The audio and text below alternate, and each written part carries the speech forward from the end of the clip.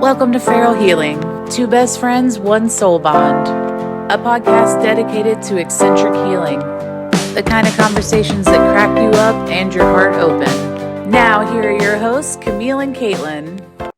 Welcome back, everybody, to another Feral Friday. This episode is called Emergency Feral Hotline. Please, someone help! I'm Sorry, Caitlin. No, I'm good. Camille. Somebody help! We're so happy to have y'all join us Yes. again. Thank you so much Yes. for being part of our journey. The one that we almost didn't show up for. Right. Today. For real. Woo, it's been a wild journey. Wild journey. We are not okay. And here's the advice in this episode that we would give ourselves. Yes. This is not a comeback episode. This is we're still in it. This is our crash out episode. Mm-hmm. It's not the episode we planned, nor is it the episode we really wanted to record. And like I've mentioned, we almost didn't, but hey, we're here just like you still are. Absolutely. This is the part no one shows you, the screaming in the hallway, the burn it all down silence, which is where I've been at a lot this week, the unraveling. Ooh, sobbing We're in not the shower. past it. Yeah, oh, absolutely. We're not past it. We're in it. And we hit record. Anyway. We hit record anyways because here we are. So here's what we're going to do, ladies and gentlemen, and everyone in between. We're just going to say what's hurting. Because honestly, Caitlin and I know that sometimes saying it out loud is step one, right? So it's going to be messy. We're going to let it be real. And this is not the healed version. It is we're in it, we're healing, trying to get through the journey of that. It's the breakdown. It's the breakdown part that everybody likes to skip when it's too hard. Oh, we're here in it, right in the middle of the darkness, right in the midst of our shadows, and we're not going to lie about any of it. So buckle up, everybody. Buckle on up, because maybe this crash isn't the end. Maybe it's the fucking edit point. This is where we begin. All right, guys, we do not want to be inspirational today, which is our norm. We want to be honest, which is our always. Ooh, I love that. It's absolutely true. What is it that we're scared to share on the air today? Well, for starters, I'm not okay. I'm not okay, but to be honest, I'm exhausted, Camille, like mentally. My soul's exhausted. You know, I'm that one that always kind of like, we're gonna get through it. Yeah. But I've not been that person lately at all. What about you? My whole stomach just jumped, and it's making its way up through my chest to my heart cavity. You guys, what I would not want to share on the air that I'm going through in this emergency feral hotline, realizing that everything I've ever known since I was born, since I was curated by DNA, yes, out of my control, but what I was programmed led me to mistakes, some recent that I wish I could have avoided, but understanding and trying to grip on to the slipping debris. It just feels like I'm trying to climb up a mountain, but the ground keeps slipping. You know what I mean? Yeah. And that analogy is me trying to hold on to the lesson and not slip into despair with this level. Yeah. Well, and I feel like we talked about this the other day, but I feel like I'm the opposite, where like I have to let it consume me. Mm-mm. And you can't let it consume me. No, I don't want to slip into the volcano. I don't want to go into the lava. And you're like, lava. Show me. I will get through if it consumes me. I know for me, with what I'm currently going through, it feels like I've been through it so many times, and for the first time in my life, I had a level of stability that I had never had before. And so the shame for me is we're here again for the 100th time. I'm ashamed because I'm like, I did everything right this time. I redid my patterns. I looked back, I did things differently, and how am I here again? And it's, the idea of like losing everything again. Just, it brings me a lot of shame because it's like I've worked really hard to get here, and it's embarrassing at 36. And I'm the queen of, oh, I'll just start over again. But for some reason, my journey is forcing me to stay here and endure it and fight.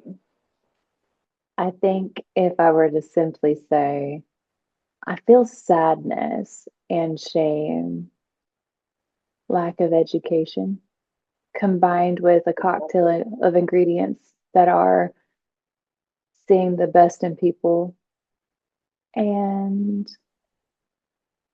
having been programmed to not have a voice when I should have had one has rendered a lot of shame that I shouldn't technically have, but nonetheless, nature takes its course. Yeah. And if no one was to judge us for it, Caitlin, what will we admit out loud? I don't feel like my soul is translating properly to the people in my life. Like, I feel like I'm having to try 10 times harder at everything to translate my soul to people. And, I love everybody so much, but it's just, I'm like, they're not seeing it. They're not hearing it, like, I'm just like not understanding it. And and not everybody, of course, but a majority. And I'm struggling with that hardcore of just not feeling seen at all or heard or understood as to where I'm at in a mental place. I feel like a lot of people can relate to that, where they're Yeah. just screaming into a void. Yeah. I feel like it's And not hitting. yeah, like you're like banging on a glass wall that people should be able to see through, that you're in pain and or needing help or needing support or needing to communicate, but it's just like this voided glass wall that you seem to be muted behind and no one's able to see the true reflection through it. Yeah. Versus I'm the opposite. I don't want people to see me and I don't want people to hear me. I can relate. Mm-hmm. I know you can, which is very special. Um, so I think that if I was to admit out loud, no means no. No matter what. No matter what, no means no. So yeah, y'all, we told you it This was is gonna be going to be real. a real rough one. This is the Feral Healing Podcast, and We're just not feeling ourselves, but we're trying to navigate it. And we wanted to do this episode to show you that we may seem like we have our shit together all the time, but we don't. We're still human and we're still surviving and we're still figuring it out. it's beautiful about what you just said, Caitlin, is that we're still human, right? And it instantly reminded me, like my first thought was my ADHD brain went, woo, but my Yeah. first thought was like, everybody's human, everybody has a human experience. Isn't that beautiful? And then it went to, oh, but maybe the wealthy people, it's not so hard for them. Maybe they have it a bit easier because they're able to buy and get through life's journey a lot easier, if you will. But then I immediately reflected on Schitt's Creek, and I was like, Yeah. and I was Yes. like, but let that be. And then that whole train of thought was like, but that's true. Like Yeah. you and I are very normal, very Yeah. beautifully just kind of a part of the fold. Yeah. And we're not ritzy millionaires, we're not sparkly pink princesses, and um we're not anything but just authenticity Yeah. embodied. And we're able to be that. But like it makes me think about how unique it is this episode that we're not skipping past go. Yeah. You know what I mean? We're taking you Like, guys on this journey with us, well, you it's know. how valuable is that to everybody, Yeah. to you guys that are watching and that are listening, to know that you're not alone in this Yeah. wild, rigorously and relentless, difficult human experience. And that we're not skipping this episode. We're sitting down and we're exposing the truths of difficulty. We're exposing the truths Yeah. of all kinds of violations and Yeah. tumultuous, difficult, unexpected, out of our control circumstances. Yeah. Completely unrelated. Yours has nothing in remote comparison to anything that I'm going Yeah. through at all, Absolutely. Yeah. at all. And maybe y'all at home has nothing in comparison to us either. While we're all here in the shadows, we might as well waltz. Yeah. Let's waltz in these shadows together, baby. Let's waltz like an Waltz. intrinsic ghost Mhm. dance. I'm here for it. A question that had come into us at one point was like, what is the hill you'll die on? And mine is definitely asking for help and pride. You know, and it Yes. just that just flashed in my head, and I was like, oh my gosh, if that is the hill I will die on, because I have to be so far in the pits before I'll like say anything. We've been there for a few weeks, both of us, and we've been trying to find our way out. But And you then know we're like, what? you know what? Yeah. Let's invite everybody else that's in the freaking Yep. trenches. Yep. It's not just us two, it's a whole damn warfare against the world, against the universe, or against Absolutely. ourselves. Hmm. You Yeah. know, it's a beautiful thing. And it's not a what is it? What is that saying? Pity loves company, or Misery loves company. misery. I don't think It's it's not that. even that. It's just it's us wanting to be like, because we're always real and we're always honest, but you know, this is us being completely transparent with you guys on what our real journeys are. Currently, what I'm going through is like the bane of my existence, the thing that takes my pride out, you know, and that's when I've built something and I've been building and building and building, and then it just all gets, it's like rug out from underneath, and it's a pattern that I thought I had broken, and it's brutal, Mm. but we're here. And We are we're here. raging and crashing out together and with Yes, you we guys. are. Cheers to that. Cheers. Cheers, sis. I love that we're like two war-stricken front patio, rocking on the rocking chairs, like, Oh, oh yeah, right. another thunderstorm rolling on through. Rolling on through. Let's build an altar of the truth for each other right here. Bill, Right why don't you now. go first? Right now, right Right here, here, right right now. now. Camille, why don't you go first? Lay yourself at the altar for sacrifice. No, I'm just kidding. Say what's breaking. Then we'll move through what comes next. So, if you were if you were to lay yourself on that altar, don't look at me like that. If you were to lay yourself on that altar, but you were also standing above that altar, how would you how would you advise you through that process? Too much? Damn.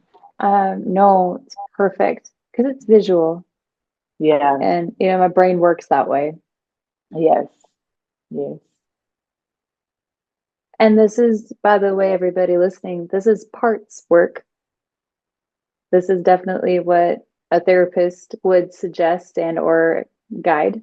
So bravo, Caitlin. Well, first I would offer her a moment to talk, scream, cry, hyperventilate, shake, because truth be told, super vulnerable, at least now in my life at this chapter. Hopefully by episode 42, 78, this will be long history. Breakups are hard.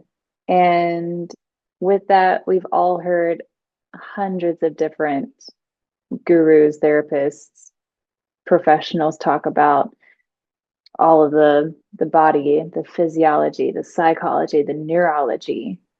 But me, Caitlin, if she were to talk, she would talk about that crushing weight of a breakup,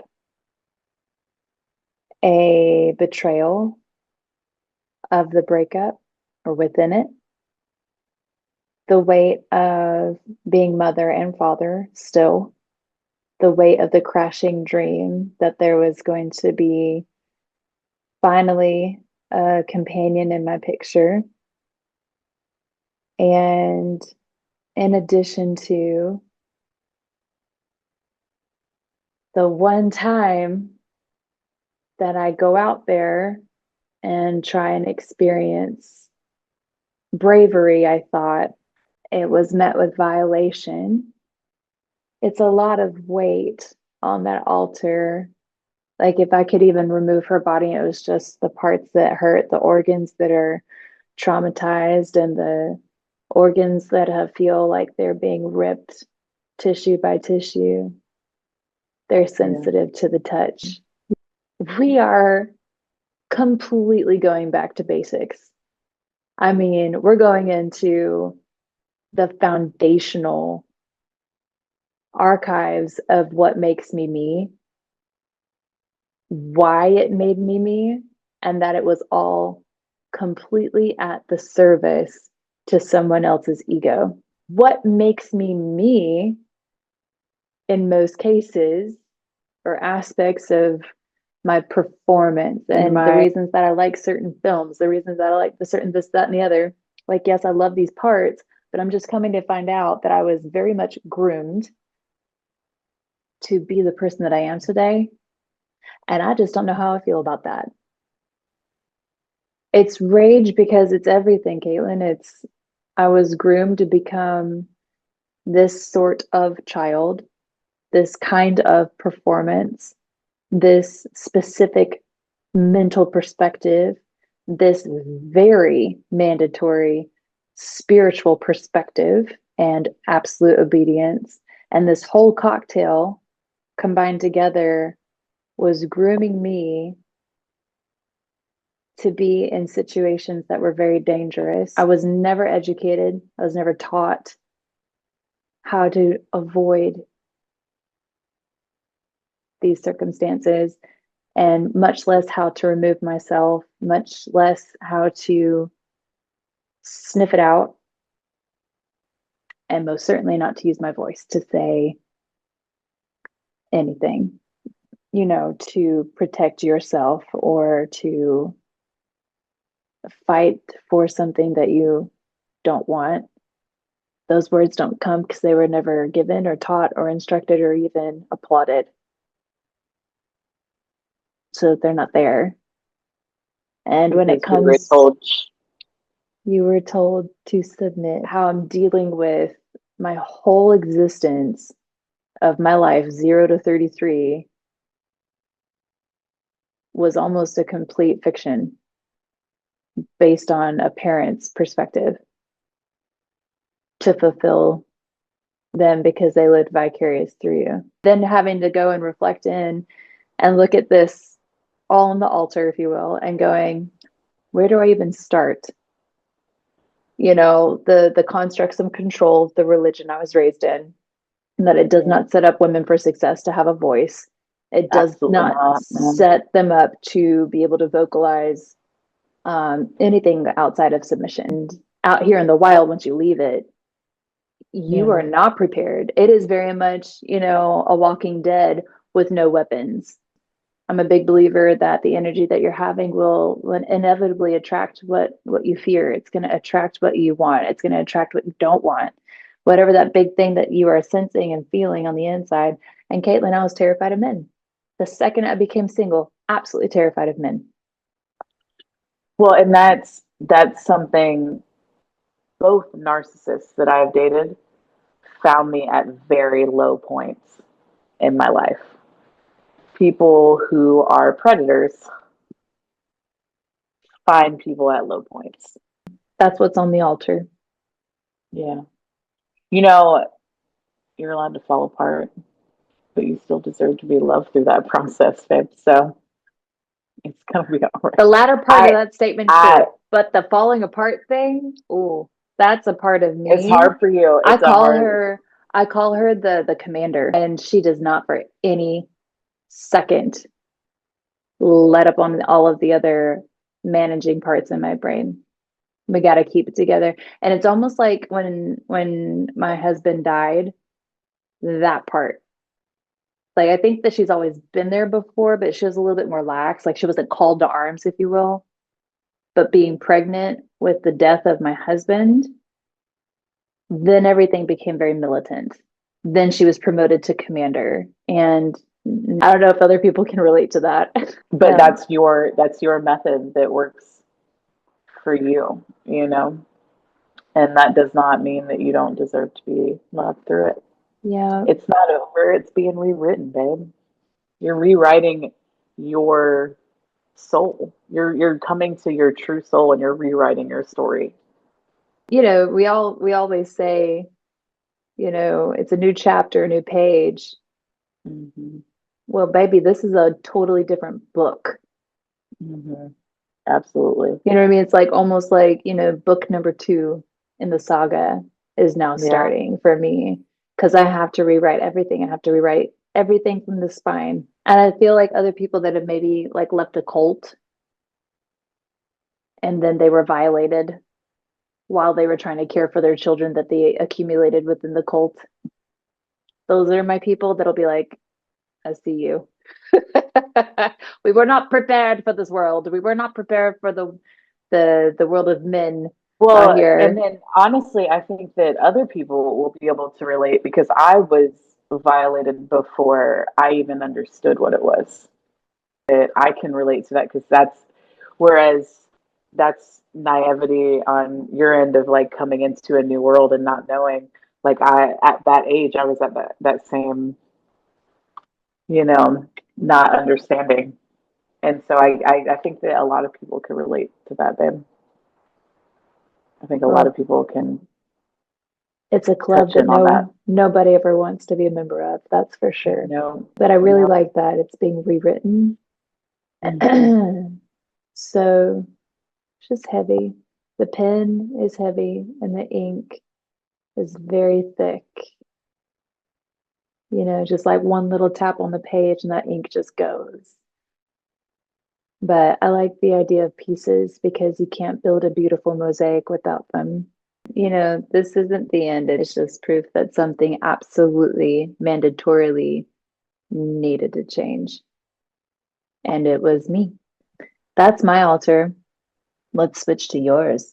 Well, if I was to lay myself on that altar, for some reason, the one thing that seems to spiral me, I'm extremely independent and like hyper independent. And for the first time in my life, I have a safe home, a safe environment, a safe place for my dogs and only mine, where I can have my peace and my place of comfort. And it's the first time at 36 years that I've ever had that. I've lived alone one other time, and it was very short lived as well. It seems like for some reason, every time I find that peaceful place, everything gets ripped out from underneath me. I think the hardest part about this one is my hands are tied no matter what I do. Because you have work pulled away from you because of things going on in the world and people canceling contracts, and so you have work pulled away from you, and so then there's that stress, and then your home floods, and then all of these things happen, and it's just like one thing right after another, and then the next thing you know, you're sitting here in this place where you can't find financial stability, you can't find work, you can't find mental stability because for the first time you had it all encompassed and had gotten rid of all the toxicity out of your home. and you're sitting in this safe space, like just like that, it's all gone. Fucking Thanos with his fucking glove, just like, oh, you're comfortable, you're safe for the first time. Let's flood the house. Oh, here's termites. Oh, guess what? We're gonna flood you, and then we're gonna tell you that the insurance you have is not valid. And so I was spiraling. I mean, last week I was spiraling so hard. I came to that point where, everybody's like, well, try this and try this and try this. And I got to the point where I just stopped answering my phone. I've called all of these companies to try to work this and that out and this and that out. And I'm like, I am drowning mentally, financially, physically, all of the above. It's crazy because I flash back to last year in September when I kicked my ex out. It's like a switch that flips on inside me, and this beast mode hits. Got all these contracts and was just like sailing and just flying high and just like, I'm gonna get through it and I'm gonna conquer anything. It's like this beast that comes alive. And so that beast is coming alive and happening. I work so hard, so hard, so hard, and I spend these past 9 months getting me to here, to a stability that I could finally have. But old me would have been like, whatever, I'll move on to the next. I'll move on to the next place, next city, next this, next that. But for the first time in my life, I was trying to build stability. I was trying to build that foundation in one spot. The countless times I said to you, I guess I'm supposed to lose it all again, just one more time. Everything you've built from the ground up. Because with my ex, he wasn't working. He was going to school. I was covering everything. And so I was carrying his weight and I was building this life. And then when I kicked him out and I moved in here, I moved into a new place, new energy, new everything. I could breathe. I could breathe. And then next thing I know, I'm underwater again. And so after 35 years of being like, I was like finally like, oh man, I got the raft. And now the raft is deflated and I'm just sinking. It's just one of those processes where it's like, I am tired and I want to tap out. I want to tap the fuck out. I'm exhausted. And for some reason, my journey is like, no, like you're going to stay here and you're gonna face them. And it's like, face them, it's not my fault. No, that's why you're gonna stay here and face them.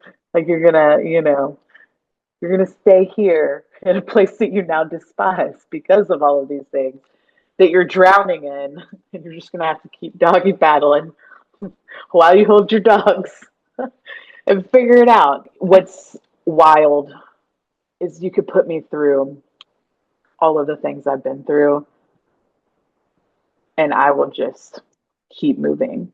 But you put me in a financial fallback, and I fucking lose it because that is the one thing that I have worked so hard to build. If I take one day where I'm like, I need to lay in bed and cry all day and put my thoughts together, my brain is consistently like, you're not trying, you're not trying, you're not trying. So then I get up and I do something. And so I can't even take the time to process anything that is going on. Mm-hmm. I had told you, I was like, I can't even get out of bed. I'm just laying in bed and crying. But then it wasn't an hour later where my brain was like, you should do something or you're just going to keep failing at life. And it's just like, man, I can't even take one day to just lay in bed and just be like, fuck everything, fuck the world, fuck people, fuck everything. Every part of me wants to just be quiet but then everything around me is like, hey, we need an answer for this, we need an answer for this, we need an answer for this. It's like, it's my body is literally like, I'm tired, I'm exhausted, and all I want to do is silence myself. I think about that in regards to our situations because I'm kind of like, okay, so it's all on the altar. And I had a part of me come in a protector or a manager, and she was just like, y'all are just sitting around being a pity party. Excuse me, ma'am. Thank you so much for the brutal honesty of your opinion. Well, and that's where my brain is at 24/7. Right. That is that part of me that sits there and says, you cannot take a moment off. So, and I love that we're saying part. It's a part of me. Yeah. Right. That's not self. And so that part of us, you guys, we love her. She is a ferocious protector. She doesn't want you to continue being hurt. She wants you to get up and fight the good fight. She wants you to get up and do the things. Come on. Don't be lazy. Come on, let's go. You know what I mean? And sometimes we actually verbalize these things. We actually physically become that protector. But we're avoiding the exiled part that's sitting back there sobbing and crying that actually needs the help. That's the part of us that actually needs the healing. The rehabilitation. That's the one that needs the rehab because that one is the key. Just for that girl who was always cheated out of everything. And then the other part of you just said, we'll go find it somewhere else. We'll go get it again. I just posted a TikTok about that. It was like, they can take it from me over and over and over again, but I'm the source and I'll go get it again. But the problem is I am the source. And so I don't allow myself to be like, that shit's not okay. You know, your flood was not your flood. It was your neighbor's flood. You know, like all of by the way, these not so mentioned elements to her situation and circumstances were 100,000% out of her control. Her consistent income, her consistent contracts and such, you know, and things changed overnight. I guess in a similar way, Caitlin, you know, where I had to sit and look at my friggin' blueprint and reanalyze my entire existence was after I buried my husband and had to look at Mormonism going, wait, what? What do we believe? You know? And I guess me bringing that up was an offering to the altar, a healing offering to us, to those who are listening and watching.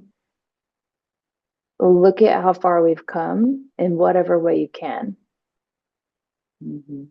Reflect on the things that you've gained, the memories that bring you joy along that journey after you have departed that moment.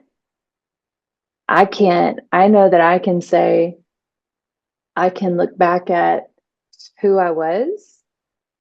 You were there whenever I buried Israel. The itty bitty little baby pregnant belly. And I can look back at that girl. I don't know if I'd even recognize myself. Yeah. You know what I mean? Well, and looking back at me at that time period, me at that time period, I cannot recognize me at all. I don't even know who she is, which is why I get so angry right now that I'm like, that girl easily would have walked away and been like, yeah, you're right, I deserve to lose all this, whatever. Like, let's move on. I made a mistake. But me right now, I'm like, smash it all. Because like, what do you mean I did everything by the book? We're not going to get it while it's happening. But by George, we'll get it in the future. We'll look back and go, oh, I needed to live here because my husband was there. Well, and you know, or because my wealth was waiting for me, you know, or I needed to move in with this friend so that I could focus on writing my novel, or I needed to do this so that it could propel me there, you know. So sometimes I was just going to finish and say that when life seems to be unapologetically brutal for no reason, you've been doing everything right, and life is just like, well, let's see how we handle this because I want you to go there. And I just have learned that in the most difficult of ways. And this is something I think that you and myself and many other people can relate to, is like the why, the big why when I've done it right. And then several years later you go, oh. It's more so my pride that's going through it right now. of like, I am always the queen of getting myself out of everything. I've always gotten myself out of everything. Even if it was walking away and getting myself out of it, you know what I mean? I've always been the one to be able to get myself out of everything. And for the first time, I can't. My pride is my biggest weakness. My pride is that hill I'll die on, you know? And that's that one thing that is deep bedded that I know I have to work through. If the ancestor who gave you that pride could sit in front of you and advise you, what would she say? Oh, if she could sit and advise me, I don't know. My ancestors are rough, girl. Have you met my Yeah, but the family? ancestors that have had time to reflect, not in the living mortal That's true. world, but the ancestors who are sitting watching their prodigy struggle with their pride, not yours, theirs. Mm-hmm. What do you Yeah. imagine that ancestor would say? That's a hard one because I'm still working on pride, okay? 1 second I am embracing that. I'm like, let's go, slow and steady. And then the next moment I'm like, ah! bang, bang. Y'all, if y'all ever wanted to know what an Aries looks like while she's being beckoned to go slow and steady, that's what it looks like. And if you ever wanted to know what a Virgo looks like when you're trying to take control away from her,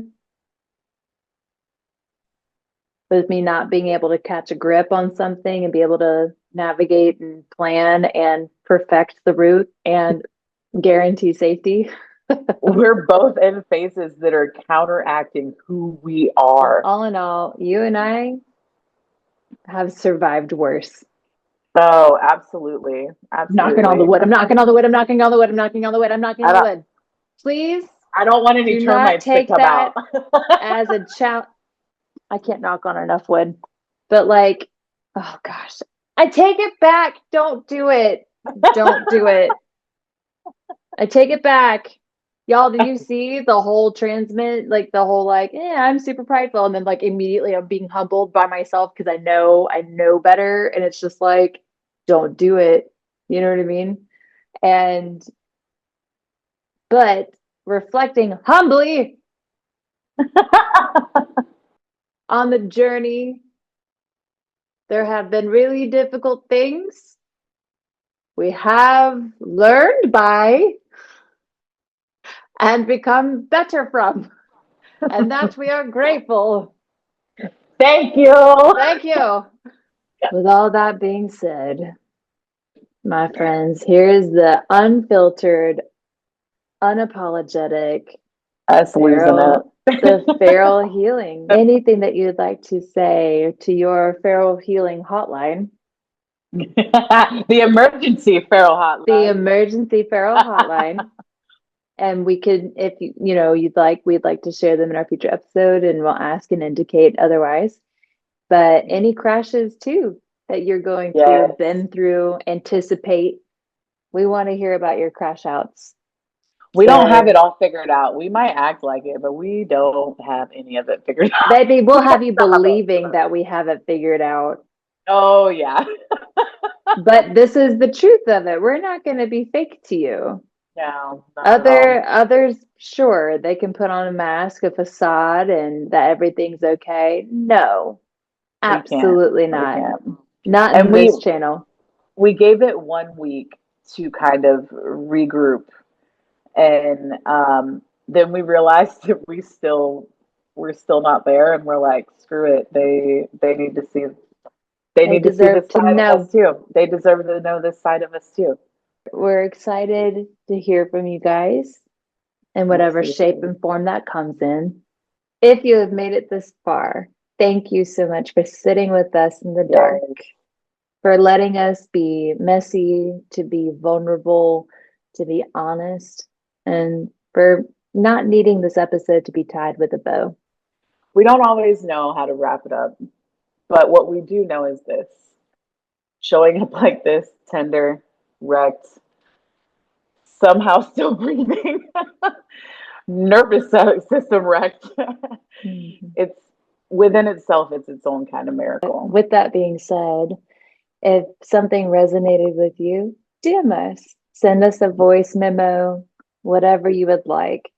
Any crash out, any struggle that you're having, you have sisters with us.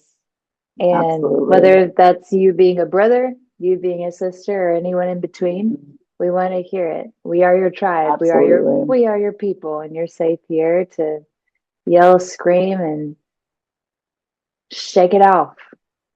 Shake it out, shake it out. Or cry. Doesn't matter. I've cried in Caitlin's boobs plenty of times. Yep. Cried in Camille's lap many times. It's and true. if you're still mid, crash out. Good. Stay there. As long as you need to, that is. Mhm. And we'll keep the mic warm for you. And as always, until next time, we'll see you in the shadows. Bye.